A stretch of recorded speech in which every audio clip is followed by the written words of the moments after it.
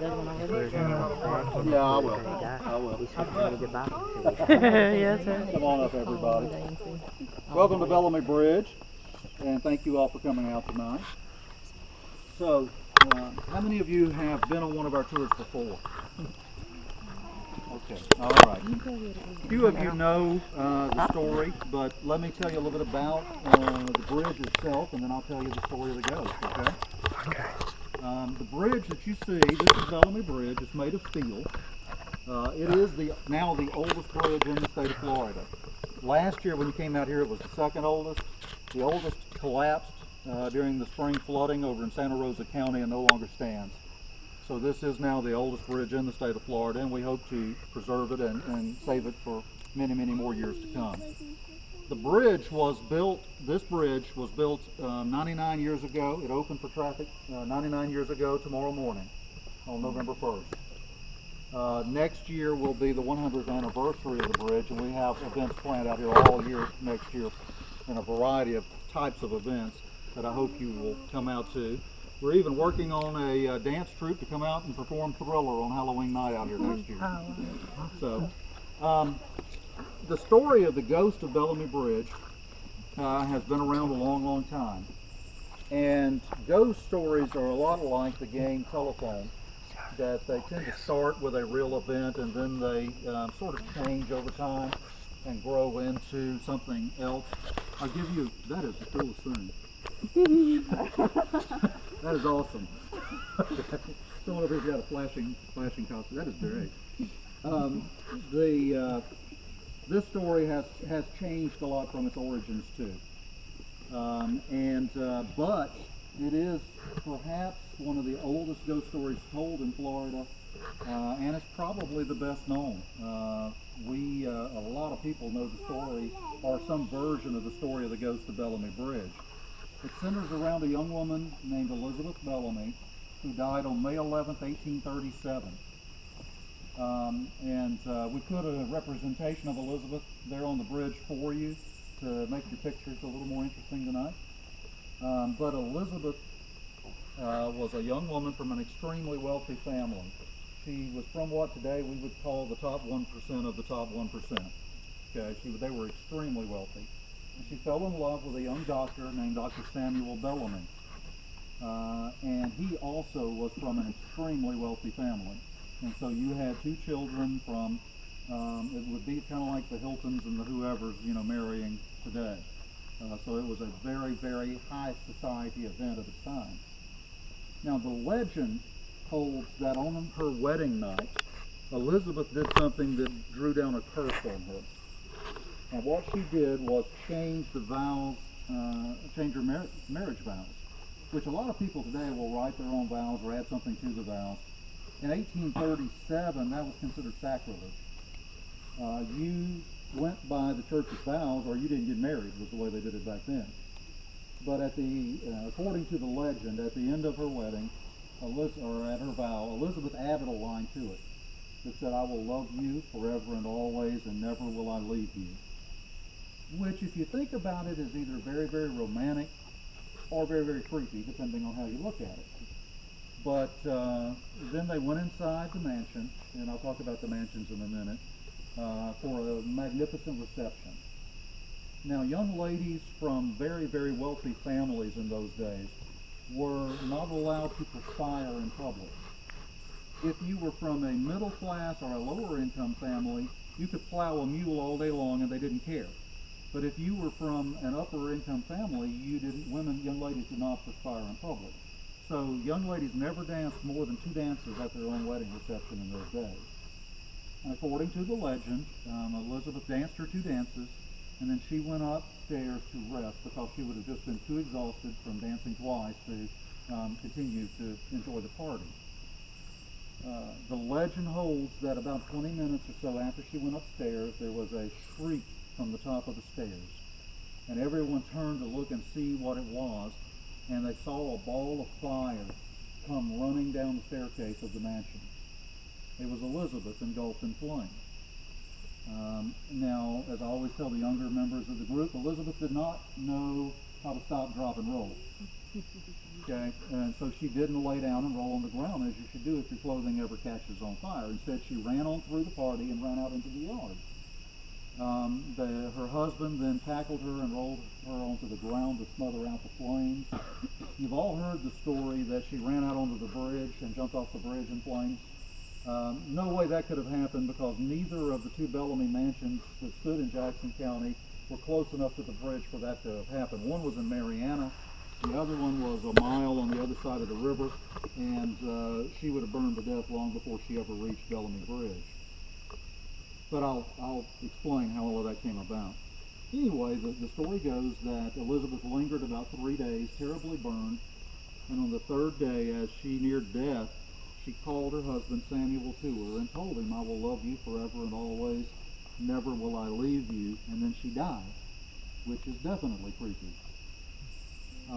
Samuel, now that part is the legend, okay? Samuel, and everything I'm going to tell you about Samuel is absolute truth. Samuel became extremely depressed over Elizabeth's death. And so much so that he began to drink heavily. He became an alcoholic. He became addicted to laudanum, which is a form of opium. And he basically, was unable to manage his own affairs. Now, in those days, if a family member had you declared mentally incompetent, you didn't go to an asylum or a state hospital or a mental hospital. They just took everything you owned, and then you had to figure out how to make a living. So what happened to Samuel was his own brother had him declared legally mentally incompetent and seized control of his land, of his house, of his money, of everything that Samuel had. Samuel then had to turn around and figure out how to make a living, and like most people who are legally mentally incompetent, Samuel decided to run for public office. So he ran for clerk of courts, true story, he ran for clerk of courts of Jackson County. He was a very popular guy. He won, which made Samuel Bellamy, this is a true fact of Florida history, he was the first legally incompetent elected official in Florida history. Yeah, far from the last. And so after 4 years, though, now the clerk of courts, if you're not familiar with that position, in addition to handling the business of the court, they also handle the county's money. And after 4 years of a legally, mentally incompetent guy handling the county's money, the people of Jackson County decided maybe that wasn't the brightest idea they ever had. So they went to Samuel and they said, "If we find you a better job, will you give up the clerk's office and let someone else run for clerk?" And he said, "Sure." So they did find him a better job as the clerk of the State Supreme Court of Florida, which made Samuel Bellamy the first legally mentally incompetent clerk of the Florida State Supreme Court, far from the last. Anyway, Samuel's life went on. He descended deeper and deeper and deeper into despondency and depression. And 15 years after Elizabeth's death, on the day after Christmas, Samuel was coming back to Marianna from Tallahassee, and he reached Chattahoochee. And in those days, there was not a bridge across the river. You had to take the ferry across, ferry boat. And so as Samuel was waiting for the ferry boat, he noticed people staring at him. And Samuel, and you know how people are. People are going, "Oh, there's a crazy old Dr. Bellamy," you know. And so Samuel pulled out a straight razor and said, "Watch this," to the crowd, and cut his own throat in front of them.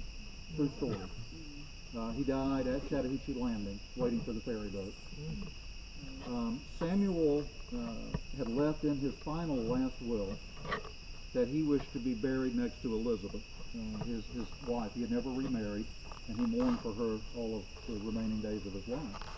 Well, in 1851 or 52, when he died, they did not bury victims of suicide in consecrated ground, which meant that Samuel could not be buried in the cemetery where Elizabeth was buried, and he couldn't be buried in the church cemetery either. So they buried him in an unmarked grave in Chattahoochee, and he's still there to this day. The grave site, no one even knows where it is anymore, other than the fact that it's unmarked and somewhere in Chattahoochee. And I figure one day old Samuel's bones are going to come up when they stumble into them. Well, as the legend holds, at the moment that Samuel died, Elizabeth came back. Elizabeth had promised to love Samuel forever and always and to never leave him. Now I will tell you here, I'll be a little bit of a story spoiler and tell you Elizabeth did not really die from fire on her wedding night. Elizabeth actually had been married to Samuel 3 years when she died. She really died of malaria on May 11th, 1837. Her 18-month-old baby died 7 days to the day later. And Elizabeth was brought out here and buried near Bellamy Bridge because it was the plantation of her sister, Anne, who was married to Edward's brother, to Samuel's brother, Edward. And so the Burning Bride story comes from a book that was written in the 1800s about an incident that happened in Columbus, Georgia, where a young woman did catch fire on her wedding night. The woman who wrote the book changed the name of the real family in the book to Bellamy. The woman who wrote the book then, in the last year of her life, moved to Marianna and died in Marianna and is buried at St. Luke's Episcopal Church. Over time, this book, which is called Ernest Linwood, people came to think it had been written about Jackson County. And so they associated this story of the young bride of the Bellamy plantation with Bellamy Bridge and with Elizabeth Bellamy, who was buried nearby. So the story of the fire is true, it just didn't happen to Elizabeth. But the story of a ghost at Bellamy Bridge was printed and told before the story of the Burning Bride came into popular culture here. In 1891, a Marianna newspaper reported that the Lady of Bellamy Bridge has been seen of late. That told me that in 1891, people knew not only who the Lady of Bellamy Bridge was, but why it would be significant that she had been seen lately, because that was all that appeared in the paper. It was a one-line story.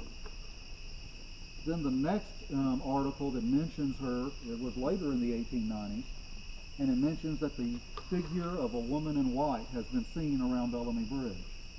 And then it went in to tell about Elizabeth Bellamy. The story of the Burning Bride did not become mixed into the story until around the 1920s. So people were telling the story of a ghost at Bellamy Bridge long before the Burning Bride story came about.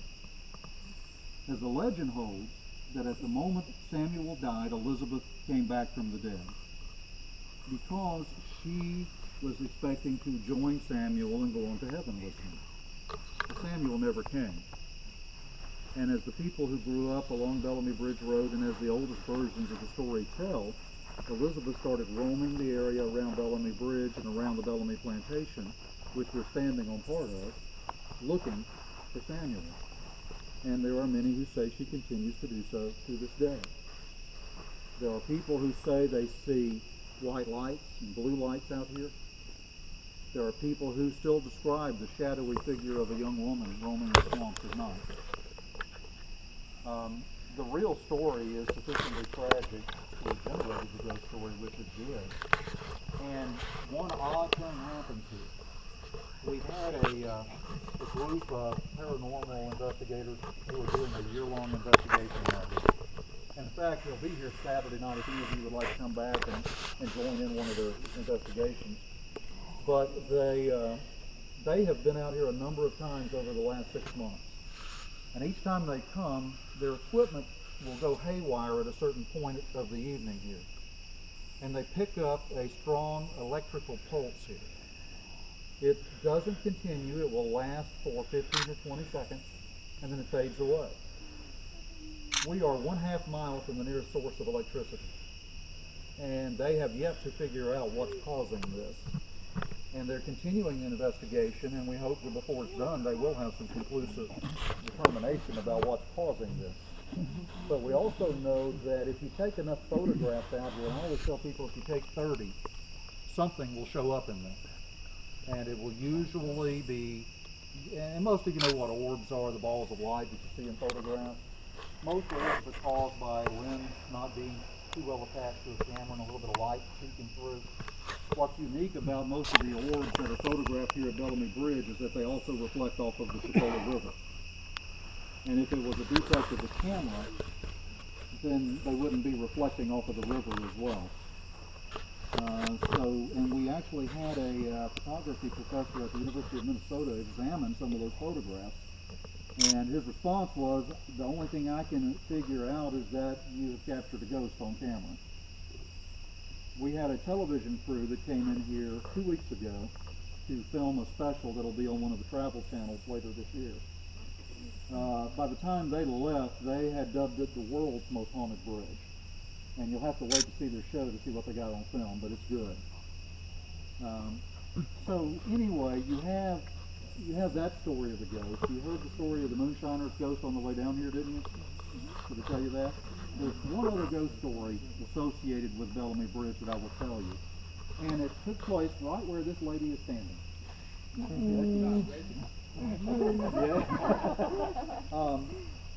In the early 1900s, a husband and wife became involved in a big argument.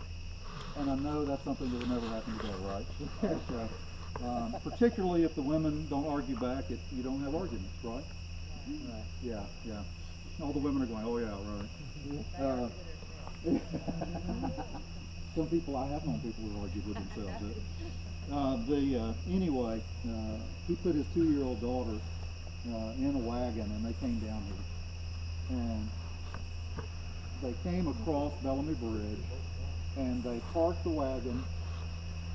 I promise you that's not a monster coming to you. They parked the wagon right here where this lady is standing, right in the section just off the end of the bridge. And then the guy then took an axe and he cut off his 2-year-old daughter's head. It's a true story. I wouldn't make this one up. It's a true story. It is verified in the court files in Mariana. The guy then used the axe and cut his own throat, so you had a murder-suicide here involving a 2-year-old child. People say that from the other side of the bridge, which is now closed, but in the days when that was still open, if you photographed across to this side of the bridge, you would sometimes see a bright light and a weaker light on this side of the river. And that those were the ghosts of the father and the daughter. And the people who grew up on Bellamy Bridge Road tell the story that every night that wagon would make its journey down to Bellamy Bridge. And they would tell their kids this as a bedtime story. And that he would go, every night the ghost of that wagon makes its way down to Bellamy Bridge. And then once it gets there, on the way down, there are 2 people on the wagon, both with heads. On the way back, there's only a man in the wagon, and he's missing a head. And if you're not in bed asleep by the time the wagon comes back up the road, then he's going to take you and use your head for his for the rest of eternity. And then they would say, now, good night, turn off the lights, you know. And we actually had a guy here on the last tour who remembered that story as a child when he grew up on Bellamy Bridge in the 30s and 40s. And he actually, he repeated it to us here. I had him repeat it when I recognized him. But those are the stories of the ghost of Bellamy Bridge. It is a really, really unique ghost story.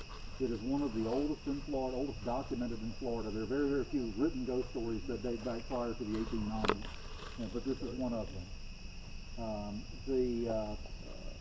People, day or night, take photographs out here that something odd shows up in. In fact, the most compelling photographs I've seen were taken during the daylight out here. The trail is open every day. You're welcome to come out here during daylight.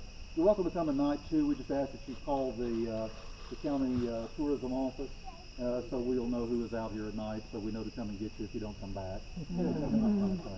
You're welcome to take all the photographs you would like. You can roam right down on each side of the trail, but let me warn you, the river is dropping. The river's been very high this year, and so the clay right at the bottom is extremely slick.